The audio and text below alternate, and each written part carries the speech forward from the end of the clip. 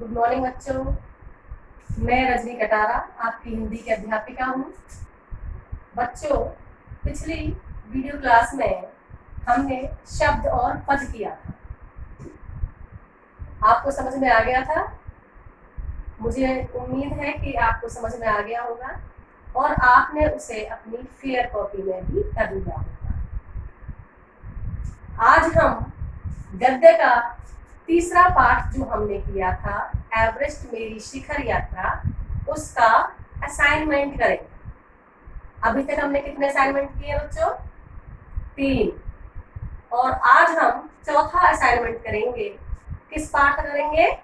Everest मेरी शिखर यात्रा, बचेंद्री पाल का करेंगे पाठ का नाम और ये लेखिका का नाम।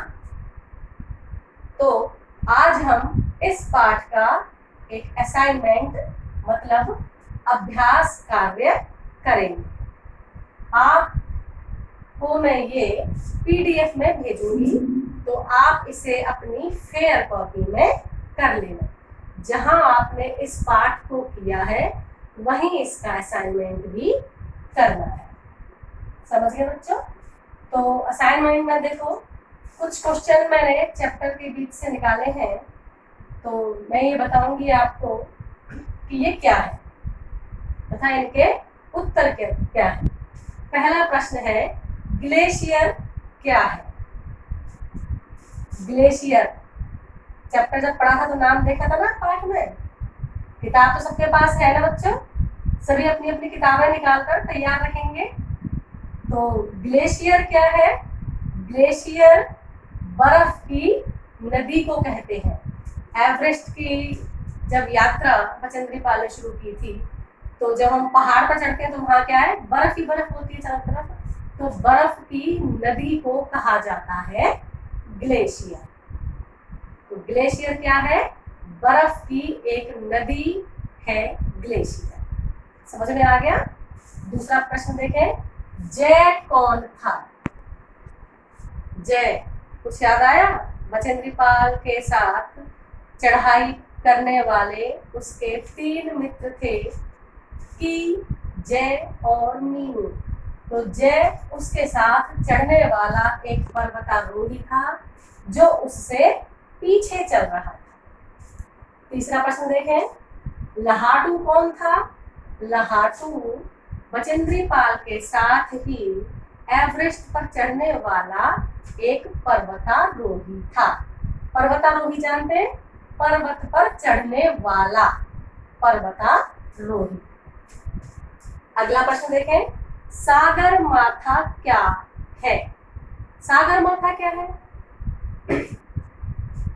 एवरेस्ट जानते हैं ना? एवरेस्ट की चोटी जहां पर बचेंद्री पाल ने चढ़ाई की थी, तो उसी का दूसरा नाम है सागर माथा। ये सागर माथा, नेपाली एवरेस्ट को सागर माथा कहते हैं। आगे देखें, लेखिका ने स्वयं को नौसिखिया क्यों कहा? नौसिखिया मतलब नई नई सीखने वाली। तो लेखिका मतलब बचेंद्री पाल ने अपने आप को नौसिखिया क्यों कहा? क्योंकि वह पर्वत पर चढ़ने वाली पहली ऐसी स्त्री थी या लड़की थी जो पहली बार पर्वत पर चढ़ रही थी। तो उसके लिए ये सब नया नया था, इसलिए उसने अपने आप को नौसिखिया कहा। अगला प्रश्न है, लहाटू के स्वभाव से हमें क्या प्रेरणा ग्रहण करनी चाहिए? लहाटू से क्या प्रेरणा मिलती है? लहाटू के स्वभाव से हमें यह प्रेरणा मिलती है कि हमें दूसरों की सहायता के लिए हमेशा तैयार रहना चाहिए। अगला प्रश्न है, लेखिका कठिनतम चुनौतियों का सामना क्यों करना चाहती थी? लेखिका मतलब बचेंद्री पाल कठिनतम चुनौतियों का सामना क्यों करना चाहती थी? क्योंकि उसे एवरेस्ट पर चढ़ने का जुनून था। वह उसकी ओर आकर्षित थी, उसे एवरेस्ट पर चढ़ना था, इसलिए वह कठिनतम चुनौतियों का सामना करना चाहती थी। प्लूम क्या है? पाठ में आया था ना प्लूम, एवरेस्ट पर लेखिका को प्लूम नजर आया। तो ये प्लूम क्या है?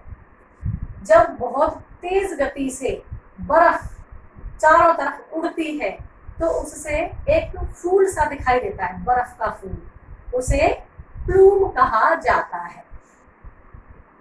अभियान दल के सामने सबसे पहली बाधा क्या आई थी? तो अभियान दल के सामने सबसे पहली बाधा आई थी खुम्बू हिमपात की, जहां से जाना मतलब जहां का रास्ता बहुत ही कठिन था, दुर्गम था। वो बाधा सबसे पहली थी इनको अभियान दल पर आगे जाने के लिए। तो बच्चों ये पाठ का नाम क्या है इसका?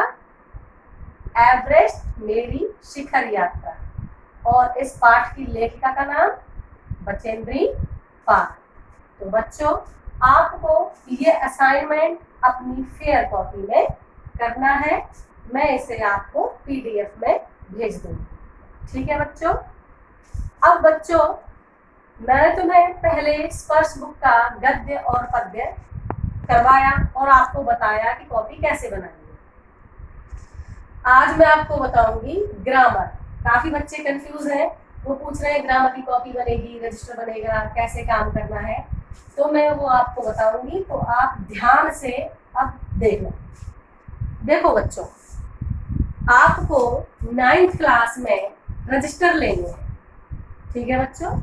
रजिस्टर 9th क्लास में कॉपीज नहीं चलेंगी, रजिस्टर लेने हैं। अगर आपके पास रजिस्टर है तो आपको रजिस्टर ही करने हैं। अब तक नहीं थे, मैं मानती हूँ, तो अब तक आपने क्या किया, प्रिंट पेजेस पर काम किया, लेकिन अब आपको रजिस्टर बनाने हैं। तो इस तरीके से मान लो कि ये रजिस्टर है, ठीक है बेटा। तो इस रजिस्टर में अगर हम पहला पेज देखें तो इंडेक्स का आता है, और दूसरा पेज हम पलटें तो भी इंडेक्स का आता है। तो एक रजिस्टर हम बनाएंगे। स्पर्श बुक जो आपकी है ना, उसमें 2 भाग हैं, गद्य खंड और पद्य खंड। तो एक रजिस्टर बनेगा स्पर्श का, इसमें गद्य खंड और पद्य खंड दोनों करने हैं। तो देखो बच्चों, ये फर्स्ट इंडेक्स जो है इसमें तो हम करेंगे गद्य खंड, और जो सेकंड पेज पर जो इंडेक्स है हमारा ऐसे, इसमें पद्य खंड का इंडेक्स बनाएंगे। समझ गए बच्चों? अब ये जो रजिस्टर है इसको हम हाफ पार्ट में डिवाइड कर देंगे। हाफ, बिल्कुल हाफ हाफ डिवाइड कर दिया। तो हमने जो गद्य खंड किया उसको हमने यहाँ से स्टार्ट कर दिया, एक पेज छोड़ के यहाँ से गद्य खंड किया, और हाफ रजिस्टर छोड़कर हमने पद्य खंड स्टार्ट किया। ऐसे किया ना आपने, ये हो गया। और जिन्होंने पिन पेज में काम किया था वो यहाँ पिन पेज पेस्ट कर लेंगे, लेकिन पिन पेज बाद में पेस्ट करना। अभी आगे जो काम करवाया जा रहा है पहले उसे कर लो, और एक पेज पिन पेज को पेस्ट करने के लिए छोड़ देना। अभी आप उन पेजेस को अपने फोल्डर में रख लेना, ठीक है बच्चों। तो आपको एक रजिस्टर में स्पर्श का गद्य खंड आधा रजिस्टर और आधा पद्य खंड करना है। समझ में आ गया? ऐसे ही फिर दूसरा रजिस्टर लेना है। आपकी 9th क्लास में 2 रजिस्टर चलेंगे, पूरा साल वही रहेंगे। एक स्पर्श बुक का जिसमें गद्य और पद्य दोनों करेंगे, और दूसरा रजिस्टर जो बनेगा वो बनेगा आपका व्याकरण और संचयन आपकी बुक का। समझ में आया? तो दूसरे रजिस्टर में भी हम क्या करेंगे, दूसरे रजिस्टर को भी 2 पार्ट्स में डिवाइड करेंगे। 2 पार्ट्स मतलब बिल्कुल हाफ हाफ। तो इसमें भी वही इंडेक्स के 2 पेज होंगे। पहला इंडेक्स हम जो पहले काम करेंगे, और दूसरे पेज पर इंडेक्स जो हम हाफ रजिस्टर के बाद काम करेंगे। तो दूसरा रजिस्टर आपको बनाना है, उसमें व्याकरण का काम करना है। समझ गए बच्चों? व्याकरण में हमने शब्द और पद किया है, तो आपको उसके लिए नया रजिस्टर बनाना है ऐसे, और आपको यहाँ से वो काम स्टार्ट करना है। और इसका जब हम संचयन करवाएंगे तो उसको इसी रजिस्टर में हाफ रजिस्टर छोड़कर यहाँ से स्टार्ट करेंगे। समझ में आ गया? तो क्या समझ में आया कि आपको 2 रजिस्टर बनाने हैं, एक रजिस्टर आपकी स्पर्श बुक का होगा जिसमें गद्य और पद्य दोनों होंगे, एक तरफ गद्य और सेकंड हाफ में पद्य। ऐसे ही फिर आपको दूसरा रजिस्टर बनाना है, उसको भी 2 पार्ट्स में डिवाइड करेंगे 50-50, और पहले व्याकरण करेंगे और सेकंड हाफ में संचयन करेंगे। तो अब आपको रजिस्टर कैसे बनाने हैं वो क्लियर हो गया है, समझ में आ गया। तो हमने स्पर्श के गद्य और पद्य दोनों के ही 2-2 पार्ट कर लिए हैं। ठीक है बच्चों, गद्य के हमने 2 पार्ट किए हैं, पार्ट 2 और पार्ट 3। तो एक पार्ट का असाइनमेंट तो आपको पहले जा चुका है और दूसरे पार्ट का असाइनमेंट ये आज करवाया गया है, जो आपको अपनी फेयर कॉपी में गद्य में ही करना है। और पद्य के भी 2 पार्ट हुए हैं आपके, रैदास और रहीम, उनका असाइनमेंट भी आपके पास जा चुका है। और एक पार्ट हमने किया है व्याकरण का। तो व्याकरण को आप नए रजिस्टर में स्टार्ट करेंगे जो आपने व्याकरण और संचयन के लिए बनाया है। समझ में आ गया? समझ में आ गया बच्चों आपको? अब आपको कोई कंफ्यूजन तो नहीं है कि कैसे रजिस्टर बनाने हैं, कैसे काम करना है? तो आप ये असाइनमेंट अपनी फेयर कॉपी में करेंगे। धन्यवाद।